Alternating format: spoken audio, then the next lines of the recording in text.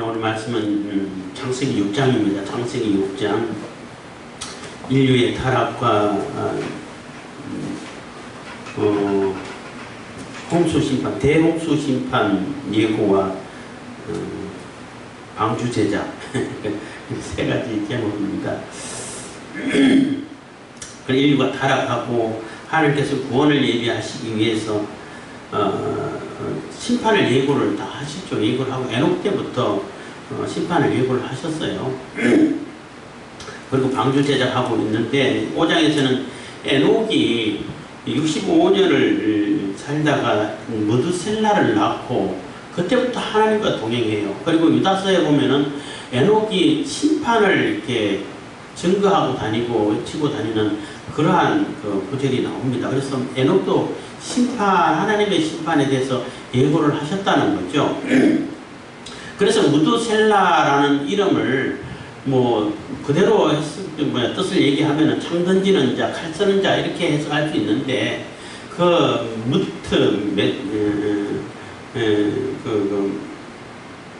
메트샬라 이렇게 발음을 할 수 있는데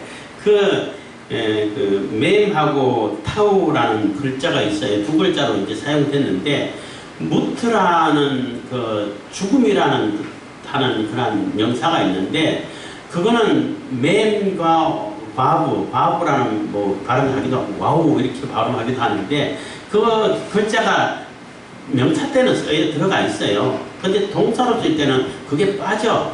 그래서 여기 과거로 하면 모트 이렇게 표현을 하게 되는데 이 머드라고 이렇게 번역이 되어 있는 메트샬라 할 때 메트는 죽었다, 죽을 것이다, 죽으면 이런 뜻으로도 해석이 가능하다는 거죠. 얘가 죽으면은 칼이 임한다, 심판이 임한다라는 뜻으로 해석이 된다는 거예요. 그렇기 때문에 에녹이 하나님의 그러한 심판의 메시지를 듣고 너무나 놀랬고 정신 차리고 그때부터 하나님과 동행했다라는 그러한 말씀이 나오고 오늘 6절에서도 노아도 하나님과 동행했다고 표현이 나와요. 그러니까 심판의 메시지를 확실하게 들으면은 하나님과 동행하지 않을 수가 없게 되죠. 그리고 그 심판의 메시지를 많은 사람들이 증거하고 다니는데 문제는 사람들이 안 듣는다는 거죠. 그래서 이제 어쨌든 무드셀라가 나고 무드셀라가 죽은 해 그때 이제 노아 홍수가 났다는 것을 이렇게 연대 계산으로도 나와 보입니다. 어쨌든 하나님께서는 이 땅의 인간들을 다 심판해버리고 다시 시작하겠다라는 의지를 가지셨다는 거예요. 한탄하셨다라는 얘기는 그런 의미가 되죠. 우리 사람의 비교를 해서 사람의 입장에서 그렇게 표현을 했는데 그러니까 완전히 없애버리겠다 이게 아니라 다시 시작하겠다는 거예요. 리셋, 지구 리셋 이런 표현을 하고 있는데 그래서 다시 시작할 수밖에 없었던 것은 인간이 너무너무 악해지고 타락만 하고 있다는 거예요. 부패만 하고 있다는 겁니다. 하나님이 아벨을 대신해서 셋이라는 그런 아들을 주셨고 아담이 가인과 아벨 세 사람만 낳은 게 아니라 수백 명의 아이를 낳았죠. 900살까지 애를 낳다가 죽었으니까 수백 명의 아이를 낳는 그런 상황인데 셋이라는 아주 그 중에 하나를 딱 택했단 말이에요. 그럼 셋의 계통을 이어가는 그런 하나님의 택한 하나님의 사람들이라고 말할 수 있는 그 계보의 사람들도 그만큼이라도 에노스를 낳고 에노스 때부터 여호와 이름을 불렀다. 그래서 하나님 이름 부르고 하나님께 제사하고 하나님의 제사하고 하나님의 언약의 언약사가 명맥이 아주 얇게 이어져 가고 있는데 그 셋의 계보에 가진 사람들만큼이라도 하나님을 예배하고 하나님을 경배하고 하나님 말씀대로 살아가고 이러면 뭔가 희망이 있겠다 싶은데 그 셋의 자녀들조차도 그 계보 자체도 다 타락으로 그냥 오로지 육신적인 가치만 따라가고 물질적인 가치만 따라가 가지고 하나님하고 상관없이 산다는 거예요. 더 이상 방법이 없다는 거지. 새로 시작할 수밖에 없는 그러한 상황이 됐다는 겁니다. 그리고 이제 노아는 셈, 함, 야벳 세 아이들만 낳았는데 노아는 아마 세 자녀밖에 안 낳았다라고 생각할 수 있어요. 왜 그렇게 생각하냐면은 그 당시 사람들은 뭐 수백 명의 아이를 낳는 시대잖아요. 뭐 900살, 뭐 1000년 가까이 사니까 수백 명의 아이를 낳는 그런 시대단 말이에요. 근데 노아는 세 아이만 낳았을 거다 이렇게 생각하는 이유는 하나님의 그 특별한 그 뜻을 계획을 또 이어가고 하나님의 언약을 이어가는 그러한 아이들은 대체적으로 다 불임의 고통을 겪어요. 뭐 아브라함도 마찬가지고 사라도 마찬가지고 뭐 이삭도 비슷한 상황이었었고 또 뭐 한나라든지 사무엘 엄마 한나라든지 뭐 삼손의 엄마라든지 뭐 이게 어쨌든 대부분 뭐 엘리사벳 요한의 뭐 부모들이라든지 어쨌든 하나님의 특별한 어떤 계획을 이어갈 때는 이게 자기 마음대로 이게 생산을 못해 아이를 이게 출생을 못 시켜 하나님께서 정한 아이만 출생시킬 수 있는 그런 모습을 많이 보여요. 그렇기 때문에 수백 명의 아이를 낳던 그 시대라 할지라도 노아는 셋밖에 못 낳았을 거다 이렇게 생각을 했다는 것입니다. 그래서 6장에서는 이제는 하나님께서는 이제 완전히 인류가 완전히 타락해가는 그 길로 하나님의 백성이든 뭐 가인의 계통의 후예든 또 다른 뭐 아들 후예든 다 오로지 육신의 가치만 따라가니까 더 이상 방법이 없다 해서 심판을 계획하시고 대홍수 심판을 예고를 하고 노아에게는 방주를 지어라. 너를 위해서 너의 가족을 위해서 또 너희 생물들을 위해서 지어라 라고 명령하는 그러한 내용이 나오는 것입니다. 6장 1절입니다. 사람이 땅 위에 번성하기 시작할 때에 그들에게서 딸들이 나니 그래서 사람이 땅 위에 번성해 가기 할 때 번성하기 시작할 때에 그들에게서 딸들이 낳았다는 얘기는 뭐 딸들이 낳겠어요? 수많은 아들들, 딸들 다 낳았죠. 근데 왜 딸들을 강조하냐면은 여기서는 하고자 하는 얘기가 있다는 거죠. 오로지 육체적인 쾌락이라든지 육체적인 가치, 겉으로 보이는 그러한 뭐 아름다움, 미, 뭐 요즘 말로 섹시하다 그래야 되나 하여튼 그런 관념적인 뭐 이렇게 미라든지 그런 것만 추구를 하고 그런 모습으로만 따라가고 그런 것에만 가치를 두는 그런 모습이 보인다는 거죠. 그래서 딸들을 강조하기 위해서 딸들이 나니 이렇게 특별히 얘기를 하고 있다고 볼 수 있는 것입니다. 2절 하나님의 아들들이 사람의 딸들의 아름다움을 보고 자기들의 좋아하는 모든 자로 아내를 삼는지라. 그래서 하나님의 아들들이 사람의 딸들의 아름다움을 보고 해서 여기서 하나님의 아들딸이 누구냐 해서 이렇게 그 의견이 좀 이렇게 나눠지고 뭐 해석하는 자들이 있어요. 하나님의 아들들이 천사들이다 이렇게 해석하는 사람도 있어요. 근데 천사가 육체가 없는데 물론 사람이 육체로 보이게끔 나타나는 경우들은 구약에 종종 있죠. 있지만은 실질적인 육체가 없는데 그리고 천사들은 남성, 여성, 성 자체가 없어요. 그래서 중성이라고 뭐 표현하는데 성 자체가 없어요. 그래서 예수님이 그랬잖아요. 우리가 부활할 때는 천사들처럼 된다. 그 얘기는 성 자체가 없어진다는 얘기예요. 그래서 생식 기능 자체가 없어진다는 얘기예요. 뭐 우리가 부활해서 하늘나라 완전한 하늘나라에 가게 되면은 거기는 뭐 생식 뭐 기능, 뭐 배설 기능 이런 거 없어요. 완전한 세계이기 때문에. 그렇기 때문에 천사들이 뭐 사람들하고 이제 뭐 결혼하고 관계에서 애들이 낳았다라는 것이 좀 이렇게 논리적으로 안 맞다라는 거죠. 뭐 그렇게 해석하는 자가 있는데 그건 안 맞고 어쨌든 셋의 계통에 있는 자들이라 하나님이 특별히 택하신 그 계보에 있는 자들이라고 해석하는 것이 그래도 가장 무난하다고 볼 수 있는 거예요. 뭐 정확하게 이거다라고 뭐 확정적으로 얘기하기는 좀 어렵다고 말한다고 얘기하는 사람이 있지만 어쨌든 하나님 택한 백성들 하나님의 이름을 부르고 하나님께 예배하고 제사하는 이런 자들 셋의 계통에 있는 자들이라고 말할 수 있죠. 셋의 계통에 있는 자들도 뭐 다 타락을 하게 되고 이렇게 되는 모습을 보는데 그들 또한 육체적인 가치만 가지고 따라가고 있다는 거예요. 말투신경만 따라가고 있다는 거예요.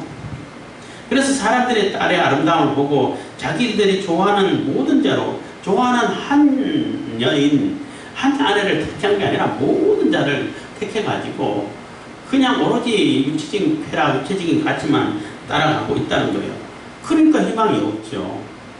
하나님께서 택하신 그 셋의 계보에 있는 그 자들만이라도 하나님 말씀을 따라서 경건하게 하나님께서 그 창조 목적대로 짝지어 주신 아내를 택하고 이렇게 경건한 삶을 이어가고 거룩한 삶을 지켜가면은 그래도 희망이 있다라고 생각할 수 있는데 그 하나님이 택한 그 셋의 계보에 있는 그러한 후손들도 좀 많겠죠.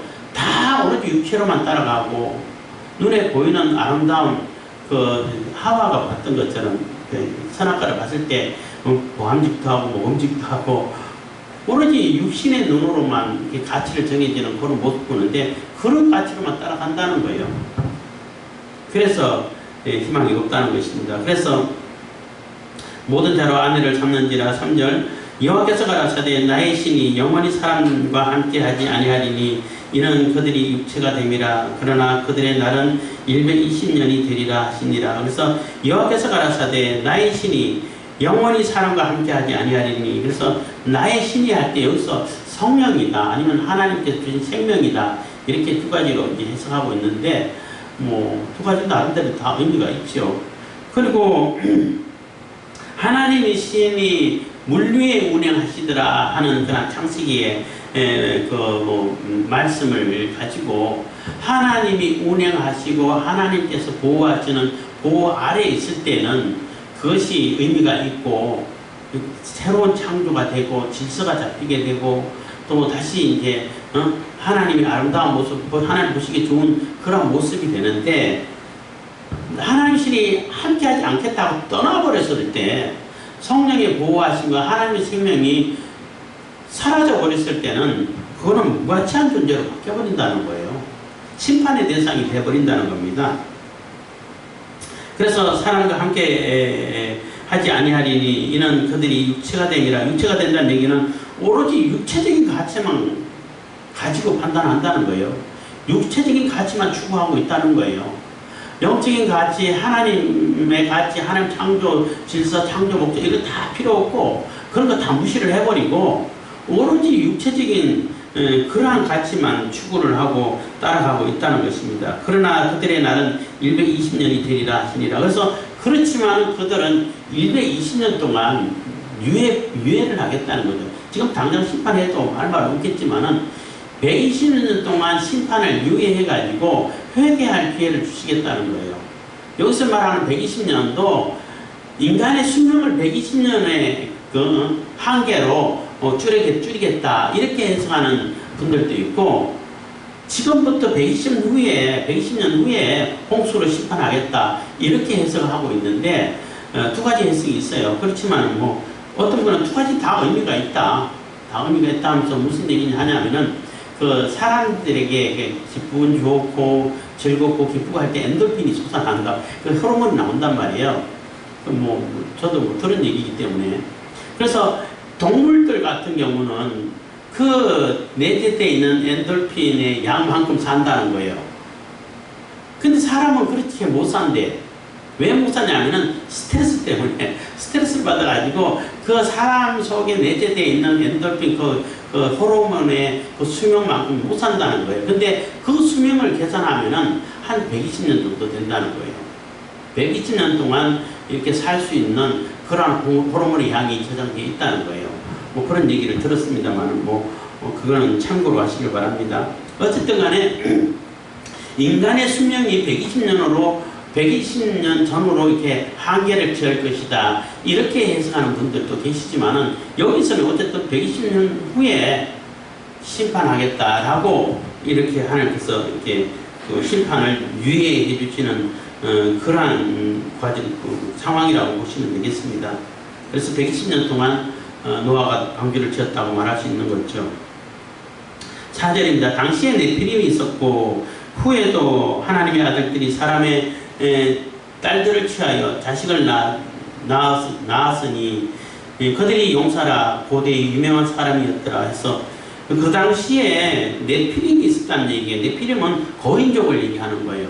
그래서 그 당시에 거인족이 있었는데 하나님의 아들들이 사람의 딸들과 결혼해가지고 낳는 자녀가 네피림이 됐다는 얘기가 아니고 네피림처럼 굉장한 힘을 발휘할 수 있는 이런 용사로 이렇게 태어나더라는 거예요.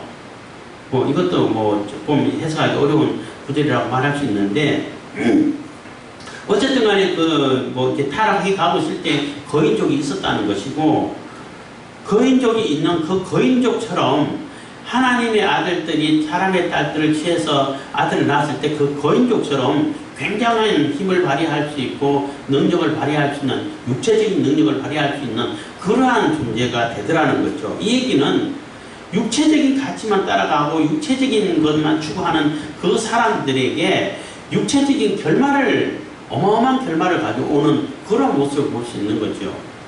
오로지 육체적인 가치만 추구하고 그것을 따라가고 그것을 모든 것의 삶의 가치 기준으로 삼으니까 육체적으로 엄청난 힘이 강하고 또 이렇게 용서하고 탁월한 능력이 있는 육체적인 능력이 있는 그런 존재가 태어난다는 거죠. 그런 결과를 가져온다는 거죠.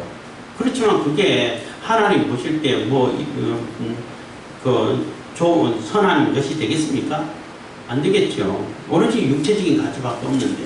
그래서 육체적인 가치를 막 최고로 추구하니까 그 육체적인 가치도 어마어마하게 큰 결과를 가져오게 됐다는 거죠. 큰 뭐 효과를 뭐 능력을 나타냈다고 말할 수 있을까. 어쨌든 그러다 보니까 오로지 더 육체적인 가치로만 추구할 수밖에 없잖아요. 육체적인 가치를 추구하니까 막 거인족 같은 게 막 나와. 거인족과 같은 그러한 능력을 막 힘을 발휘해. 그러면 그게 최고다. 이런 생각을 가지고 그쪽으로는 추구해 가고 있고, 그리고 아담과 하와가 선악과를 따먹음으로 인해 가지고 관계 통치가 이루어지던 관계 설정이 온전히 돼가지고 하나님이고 우리 피조물 인간이고 또 그 동물 사물이고 세상 이래서 그 관계로 이렇게 모든 것이 운영돼 가던 에덴 동산에서 쫓겨남으로부터 힘이 지배하는 정말로 이렇게 비참하고 불행한 그러한 사회가 이루어져서 오로지 힘만 추구하는, 그러다 보니까 거인족이 나오고 네피림 후손이 나오고 또 이렇게 용사가 나오고 오로지 힘이 모든 것을 좌지우지하니까 그런 사회가 되고 그런 결과를 가져왔다는 거예요. 그래서 힘이 지배하는 세계가 얼마나 비참하고 얼마나 참 처절하고 불행하냐는 거죠. 내가 힘이 있을 때는 내 마음대로 할 수 있으니까 나 혼자는 좋은 것 같지만은 어느 날 힘이 빠지면은 또 그 힘에 의해서 내가 제압을 당하게 되고 피해를 입게 된다는 거죠.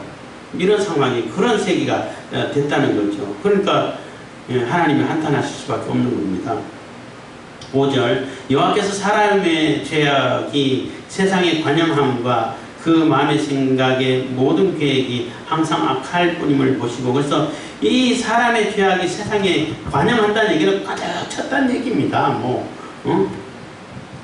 그리고 그 마음의 생각이 여기 뭐 이렇게 한 털만큼이라도 티끌만큼이라도 회개한다든지 뭐 돌이켜 하나님을 생각한다든지 이런 자체가 없다는 거예요. 오로지 생각하는 그 자체가 온전히 뭐 악한 뿐이고 뭐 악으로만 달려가는 그러한 모습밖에 없다는 겁니다.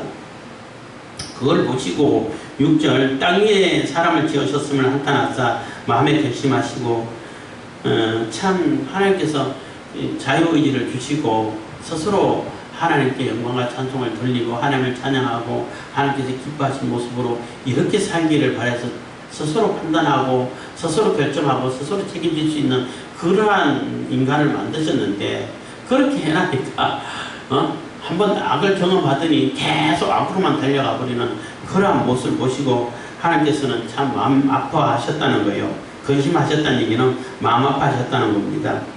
7절 가라사대 나의 창조한 사람을 내가 지면에서 쓸어버리되 사람으로부터 육축과 기능국과 공중의 새까지 그리하리니 이는 내가 그것을 지었음을 한탄함이니라 하시니라. 그래서 이제 다시 시작해야겠다 이런 마음을 가지고 다 쓸어버리고 심판하시겠다는 거예요. 죄는 사람이 지었는데 왜 동물들까지 심판하시냐 하는 얘기 질문하는 사람이 뭐 있다고 하는데, 동물들도 다 사람들 주관 아래 있기 때문에 그래요. 사람들이 동물을 주관하고 또 이 자연을 주관할 수 있도록 관리할 수 있도록 사람에게 맡겨진 것이기 때문에 하나님께서 그 사람들에게 맡겨진, 사람들의 영향력 아래에 있는, 관리 아래에 있는, 통치 아래에 있는 그러한 동물들까지 생물들을 다 이렇게 심판하신다는 겁니다. 8절 그러나 노아는 여호와께 은혜를 입었더라. 그렇지만 다 그냥 심판받을 자가 아니라 노아만큼은 하나님의 은혜를 입었다는 거예요. 그래서 사실 뭐 비율로 따지면은 뭐 정말로 티끌과 같은 비율이겠죠. 그 어마어마한 사람들의 숫자가 다 하나님을 외면하고 하나님의 심판을 향해서 달려가고 하는데, 그래도 노아만큼은 하나님께서 선택하셔가지고 은혜를 입히셔가지고 다시 시작할 수 있는 구원의 계획을 이어가신다는 거죠. 매우 우리 인간에게서는 희미하지만은 그래도 한 줄기 빛이지만은 빛이 비춰오는 소망의 빛이라고 말할 수 있는 겁니다. 9절입니다. 노아의 사적은 이러하니라. 노아는 의인이요 당생에 완전한 자라. 그가 하나님과 동행하였으며. 그래서 노아의 사적은 이러하니라. 노아는 의인이요 당생에 완전한 자라. 그래서 노아는 전혀 죄인이 아니다, 죄가 없다 이런 얘기가 아니에요. 뭐 하나님 앞에 죄가 아닌 죄인이 아닌 자가 어디 있겠어요. 그렇지만 노아만큼은 하나님의 은혜를 입어서 하나님께 예배하고 하나님을 바라보고 하나님 뜻을 받들어서 또 하나님과 동행하고 하나님 말씀 따라서 하나님 말씀 따라 살고 준행하고 이렇게 살았다는, 하나님 중심으로 살았다는 얘기예요. 다시 말씀드린다면은 사람들은 다 육체를 중심으로 육체의 가치로만 추구하고 따라가고 있는데, 노아만큼은 그래도 하나님 중심으로 하나님의 가치를 따라갔다는 거예요. 그래서 하나님께서 뭐 그것도 하나님의 은혜겠죠. 은혜죠. 하나님의 은혜고, 그 당시에는 그래도 하나님께서 구원의 계획을 이룰 수 있는 그러한 사람으로 선택받았다는 겁니다. 그가 또 하나님과 동행했다고 나오죠. 그래서 심판의 메시지를 들은 사람은 그 계획을 하나님께로부터 듣고 메시지를 듣고 그것이 실행해야 할 입장에 있는 사람들은 하나님과 동행하지 않을 수가 없어요. 뭐 그거 무시무시한 심판이 임한다는데 하나님 말씀 듣고 하나님과 동행하지 않을 수 있겠습니까? 그래서 노아 역시 하나님과 동행했다는 것입니다. 에녹처럼. 10절 그가 세 아들을 낳았으니 셈과 함과 야벳이라. 때에 온 땅이 하나님 앞에 폐기하여 강포가 땅에 충만한지라. 그래서 그 노아와 노아 가족을 빼고는, 하나님의 은혜를 입은 그 가족만 빼고는 다 완전히 뭐 이 땅에 강포, 포악, 폐계, 부패 이런 것이 뭐 가득 찼다는 겁니다. 12절 하나님이 보신 적 땅이 폐기하였으니 이는 땅에서 모든 혈육 있는 자의 행위가 폐기함이었더라. 행하는 행동부터 생각부터 시작부터 다 오로지 그냥 그런 폐기한 모습만, 하나님께 죄된 모습만, 그런 모습만 보였다는 겁니다. 13절 하나님이 노아에게 이르시되 모든 혈육 있는 자의 강포가 땅에 가득함으로 그 끝날이 내 앞에 이르렀으니 내가 그들을 땅과 함께 멸하리라. 그래서 그들을 다 멸하겠다고 노아에게 알려주고 있습니다. 너는 그렇기 때문에 너는 잣나무로 너를 위하여 방주를 질 때 그 안에 칸들을 막고 역청으로 그 압박을 치라라. 그래서 너를 위해서, 너가 하나님의 은혜를 입고 하나님의 말씀을, 하나님의 언약을 이어가기 위해 가지고 네가 이 심판에서 구원받을 수 있는 구원의 방주를 지으라는 얘기예요. 너를 위해서, 하나님을 위해서가 아니라 노아를 위해서. 구원의 계획도 우리를 위해서 예수께서 오신 것이지 하나님 위해서 오신 건 아니잖아요. 그래서 구원의 방주는 예수님을 이렇게 상징하기도 합니다만은 방주를 지으라는 거죠. 그래서 하나님은 노아를 구원하기 위해 가지고 노아 홍수를 주셨다, 이렇게 또 말할 수가 있는 거죠. 노아를 통해 가지고 다시 시작하기 위해서, 다시 재창조하시기 위해 가지고 노아를 선택하셨고 노아가 이 홍수에 대해서 살아날 수 있는 그러한 길을 방법을 이렇게 제시를 해주셨다는 것입니다. 그래서 방주를 지어라 해서 그 방주의 제도는 이러하니 그래서 방주의 그 설계도까지 자세하게 알려주셨다는 겁니다. 제도는 이러하니 장이 300규빗, 광이 50규빗, 고가 30규빗이며 거기 창을 내되 위에서부터 한 규빗에 내고 그 문은 옆으로 내고 상중하 3층으로 할지니라. 그래서 이 그 학자들이 이제 그 선박학자라고 해야 되나요? 하여튼은 이 비율, 그러니까 길이, 높이, 넓이 이 비율을 따질 때에 이 가장 안전한 물 위에 있었을 때에 가장 안전한 비율이라고 그래요. 그러니까 이 배는 동력이 없어요. 지 혼자 뭐 동동 해가지고 어디를 가는 그런 목적이 아니라 물 위에 떠 있는 목적이에요. 이 물에서 벗어나가지고 생명을 보존하는 데 목적이 있는 거예요. 그래서 어떻게 물이 막 파도치고 뒤집어도 안전하게 이렇게 보호될 수 있는 그런 비율이라고 해요. 그래서 이제 내고 거기에 창을 내되 위에서부터 한 규빗을 내고 위로 창을 내라는 얘기는 하나님만 바라보라는 그런 의미다. 뭐 이렇게 설명하는 분도 계십니다. 그것도 의미가 있죠.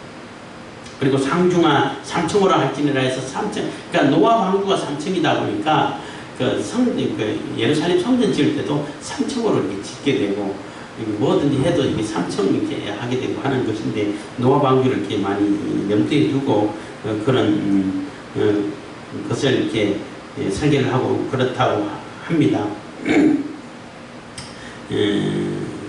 17절 내가 홍수를 땅에 일으켜 무릇 생명의 기식이 있는 육체를 천하에서 멸절하리니 땅에 있는 자가 다 죽으리라. 그래서 내가 홍수를 땅에 일으켜 무릇 생명의 기식이 있는, 그러니까 공기로 숨쉬는 모든 생명체는 다 죽이겠다는 걸 다 심판하시겠다는 거예요. 어떤 분이 우리 동기 목사님 중에 그런 분이 있었는데 고래는 죽었을까 안 죽었을까? 그래서 제가 얘기했죠. 고래 안 죽었죠. 고래는 바다에 있으니까. 기식 있는 생물은 다 심판한다고 그랬는데 그래서 제가 요 뒤에 거는 생각이 안 나가지고 나중에 생각났지만은 이미 헤어진 뒤라 가지고 답을 못 드렸는데 땅에 있는 그 기식이 있는 존재예요. 땅에 있는 자가 다 죽는다는 얘기는 땅 위에서 공기로 숨쉬는 그런 생물체 다 죽이겠다는 얘기예요. 그 바다에 있는 이게 공기로 숨은 쉬지만은 바다에 있기 때문에 아마 해당되지 않았을까. 그래서 그 고래는 그 큰 덩치를 그대로 유지하면서 아직까지 생존하고 있지 않을까 이런 생각을 하는 겁니다. 18절 그러나 너와 내가 내 언약을 세우는 그러나 너와는 내가 내 언약을 세우리니 너는 내 아들들과 내 아내와 내 자부들과 함께 그 방주에 들어가고 혈육 있는 모든 생물을 너는 각기 암수 한 쌍씩 방주로 이끌어들여 너와 함께 생명을 보존하되 새가 그 종류대로 육축이 그 종류대로 땅에 기는 모든 것이 그 종류대로 각기 돌씩 4개로 나아오리니 그 생명을 보존케 하리라. 그래서 4개로 나아오리니 이게 중요한 거예요. 노아가 쫓아다니면서 야 모여 다 죽을 거야 이렇게 모은 것이 아니라 자기가 기어왔다는 거예요. 방주로 동물들이 쌍을 맞춰가지고 그래서 이제 노아 방주가 얘기할 때에 공룡은 어떻게 됐을까 이런 질문을 많이 해요. 그 어마어마한 큰 덩치의 공룡을 어떻게 실었을까? 공룡은 그냥 거기서 멸절됐을까? 아마 노아 홍수 때 공룡 대부분 다 멸절됐겠죠. 근데 공룡이 새끼 때는 쬐끔해요. 강아지만 해. 근데 죽을 때까지 크니까 어마어마하게 크죠. 공룡도 아마 어느 정도 이렇게 일단은 노아 방주 탔을 거라고 생각하는데 왜 공룡이 끝까지 못 살아남았나 하면은 성경에 보면은 공룡이 인간하고 같이 지낸 그러한 흔적들이 많이 있고 실질적으로 이렇게 화석 같은 거 있잖아요. 유물들이라든지 화석이 인간 발자국하고 공룡 발자국하고 똑같이 발견되는 거 있어요. 심지어는 이런 것까지 있어요. 사람 발자국이 먼저 찍혔고 그 위에 공룡 발자국이 찍혀가지고 사람 발자국이 약간 찌그러졌어. 그런데 그게 화석이 돼가지고 발견됐어요. 그러면은 분명히 사람 발자국이 먼저 찍혔는데 그걸 어떻게 설명을 해? 공룡이 수백 년, 수백만 년 먼저 있었다면서, 그리고 사람이 나중에 있었다면서, 그러면 어떻게 그렇게 찍혀요? 말이 안 되잖아. 그러니까 공룡만 사람하고 동시대에 같이 살았다는 것이 과학적으로라든지 화석적으로라든지 뭐 증거가 더 많아요. 같이 살았어요. 근데 공룡이 지금 없잖아. 완전히 멸종됐잖아. 왜 멸종됐을까? 뭐 제가 이제 생각하는 건 그래요. 공룡이 방주를 탔는데, 타가지고 번성을 했는데, 이게 덩치가 너무 크다 보니까, 이 변화된 환경에 적응을 못했다고 볼 수 있는 거죠. 그 노아 홍수 이전에는 정말로 따뜻하고, 뭐, 그때는 이게 냉방이라든지, 온방, 난방이라든지, 이런 게 필요 없잖아요. 필요 없고, 에너지가 그렇게 많이 필요 없는 그런 시대에 살고, 먹을 게 너무나 풍부하고, 그러니까 공룡도 충분히 이제 번성하면서 살 수 있었는데, 그 이후에는 완전히 추위가 있고, 더위가 있고, 완전히 바람이, 태풍이 돌아다니고, 어마어마한 기후 변화가 있는데, 그게 공룡 같은 그런 엄청난 큰 덩치의 그 동물이 적응할 수 있을까? 아마 못했겠죠. 그리고 지금 우리가 쓰고 있는 화석연료라고 그러잖아요. 석유 같은 것이 아마 노아 홍수 때 다 멸절당한 공룡, 썩은 물, 인간 썩은 물, 이래가지고, 그게 화석이 돼가지고 기름으로 변화되어 있는 것을 우리가 뽑아 쓴다라고 주장하는 사람들도 있어요. 저도 그게 동의를 하고 싶어요. 맞는 것 같아. 어쨌든. 그래서 다 보존하라고 했는데, 그 동물들이 노아 방주로 나왔다는 것이 중요한 거예요. 아무리 대단한 그런 존재가 있어도 안 나오면은, 노아 방주를 향해 가서 나오지 않으면 못하는 거예요. 마찬가지죠. 우리도 하나님께로 나와야, 예수님께로 나와야 구원이 있어지는 것이지, 예수님을 영접하고 나와야 되는 것이지, 안 나오고 계속 거부를 하게 되면은 구원받을 수 없는 거죠. 너는 먹을 모든 식물을 내게로 가져다가 저축하라. 이것이 너와 그들의 식물이 되리라. 그래서 120년 동안 식물을 저축하고 모았겠죠. 그리고 그때 당시에는 다 초식을 하는 동물들이었다. 곰, 사자, 호랑이 이런 것도 초식하지 않았을까 했는데, 육식으로 했으면 육식을 그들이 거의 1년 가까이 방주 안에서 떠돌아다녔는데, 그거 잡아먹어야 할 동물들 어떻게 준비를 해?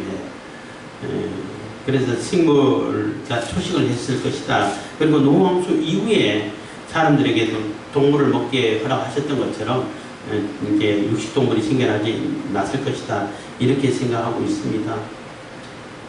노아가 그와 같이 하되 하나님이 자기에게 명하신 대로 다 준행하였더라. 그래서 노아만큼은 하나님께서 명하신 대로 다 실행하고 준행했다는 거예요. 하나님과 동행하는 노아니까 당연히 준행하죠.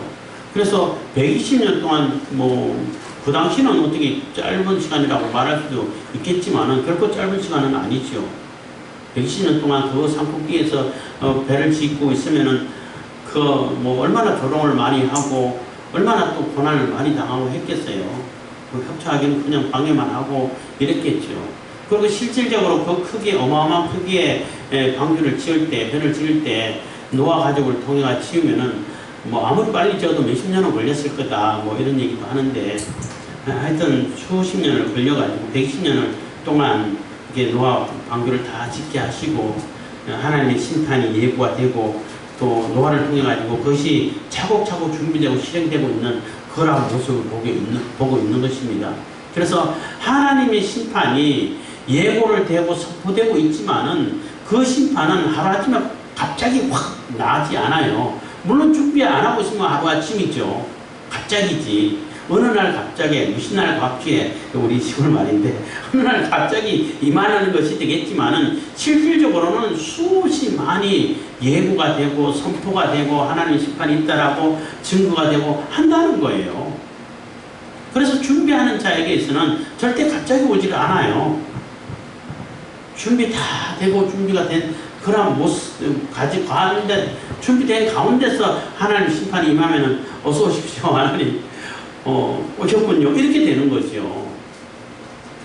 그렇기 때문에 뭐든지 준비하는 가운데 준비가 돼 있을 때는 당황하지 않는데 준비되지 않을 때는 당황할 수밖에 없다는 겁니다. 어떤 분이 이제 강의를 하면서 왜 악이 자꾸 선을 이기는 것처럼 보이냐? 절대 악은 선을 못 이긴다는 거예요. 못 이기는데 왜 악한 자가 선한 자를 삼키고 죽이고 이기는 것처럼 보냐면은 준비가 안 돼 있었다는 거예요. 악은 그 악의 계획을 다 준비를 하고 철저한 준비를 해가지고 하는데 그 선을 행하는 자는 아무런 준비도 하고 대비도 하고 앓고 있다 보니까 당하는 것이지, 선한 자가 악에 대해서 철저하게 준비하게 되면은 악의 선을 절대 못 이긴다는 거예요. 그러니까 준비하고 안고 있다가 갑자기 당하니까 당하는 것이지. 그래서 얼마나 준비가 중요한 것이고 대비가 중요하다는 것을 이렇게 노아 홍수를 통해서 보여주는 거예요. 그래서 하나님께서는 120년 동안 준비하게끔 만드셨어요. 120년 동안. 그래서 준비가 다 된 상태에서 이제 7장에서는 노아 홍수가 실행되는 그런 모습이 있는 거죠. 그래서 하나님께서 심판이 임하겠다고 메시지를 주고 준비를 하게 만들고 준비가 다 되면은 그 심판은 그대로 실행이 되는 거예요. 뭐 한다고 했다 안 하고 이런 것이 없어요. 그냥 실행이 되어버린다는 얘기예요.